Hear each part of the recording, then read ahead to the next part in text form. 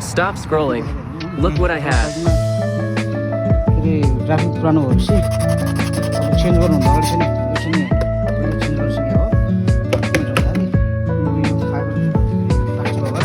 यसलाई पनि पुरै पहिलाको जस्तै उसमा रूपमा ल्याउन सकिन्छ कि यसको यो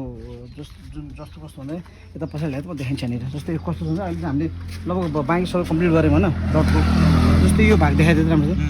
यो सब के अरे घामपानीले खाइसकेको छ है यो उनीहरूले यो चाहिँ नि ग्राफिक नयाँ हाले पनि के हुन्छ भने नराम्रो डिस्कलर देखिन्छ कि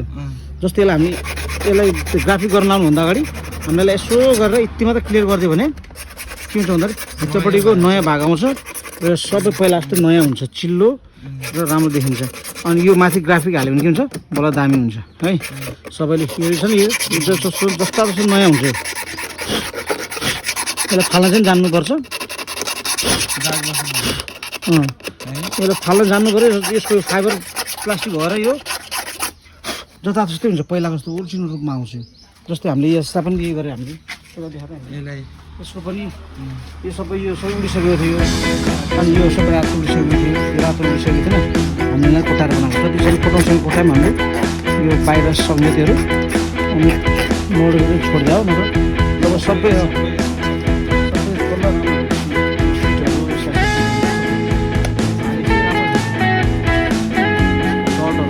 टाइपहरू छैन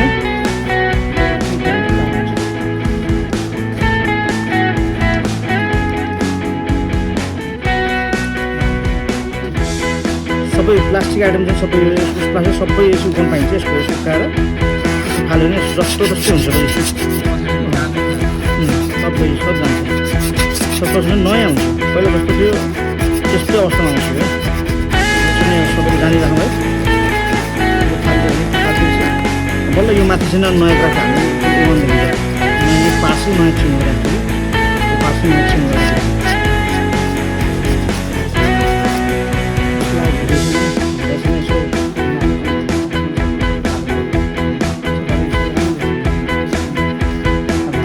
यता फाल्न बाँकी छ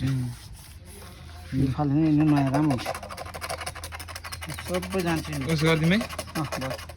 चाहिने भने एउटा चक्कु चाहियो यस्तो खालको है यो चक्कुले अब डिफ्रेन्सहरूमा हेर्ने यो चाहिँ मैले गरेँ हो यो चाहिँ भर्खरै बनाएको अब यो हेर्नु डिफ्रेन्ट हेर्नु यो कस्तो नयाँ देखिन्छ यो कस्तो पुरानो छ अब यसलाई नि बनायो भने यस्तो नयाँ हुन्छ यहाँसम्म भ्यासम्म भर्खर अब यतातिर जाँदैछौँ यसको डिफ्रेन्सहरू पनि है त्यो चाहिँ बनाउन सकिन्छ हामीले